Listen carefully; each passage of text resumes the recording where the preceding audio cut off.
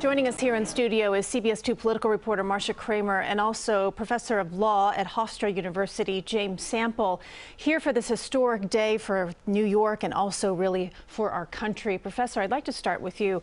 The jury had to look at 34 separate counts.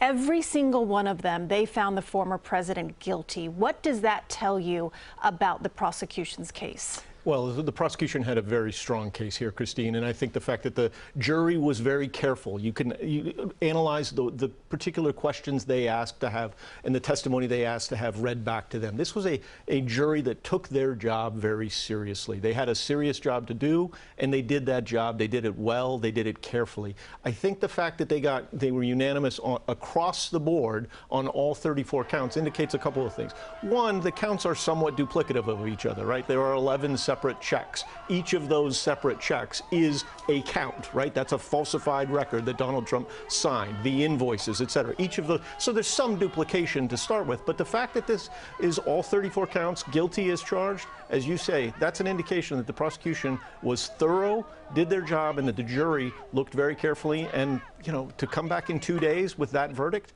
indicates they were pretty convinced. What do you think about the work of the defense team? How'd they do?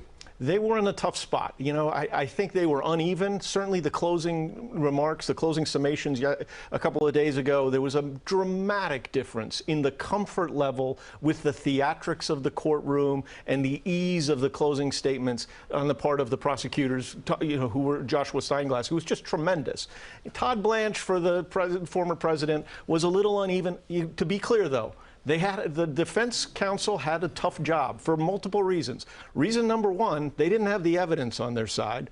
Reason number two, their client is famously difficult. Oftentimes, the defense counsel here had to play not to an audience of 12, the jury, but to an audience of 1, their client. Right. Tough spot. Okay, Marcia, what about the politics here? I know there's so many ways you can come at this, but let's start with the fact that will this move the needle? A lot of people, you know, he's convicted. Are people still going to vote for him? Does this change the balance of the election? Well, as we've talked about, it really depends on what happens in 7 battleground states, where before this happened, Trump was ahead, according to the polls, in 5 of the 7 states. But CBS News polling had indicated that if there was a conviction in battleground states like Pennsylvania, Wisconsin, and Michigan, as many as 15% of the voters said they might change their mind, which gives wiggle room for President Biden. But there's another thing I want to talk to you about. I was just looking, you know, the Trump campaign has been putting out all manner of stuff all evening, and they just put out a very long list of people who are, you know, complaining about the fact that he was convicted. And of course, there are notable people who are running who want to be vice president. There's also people like Marco Rubio and Ted Cruz.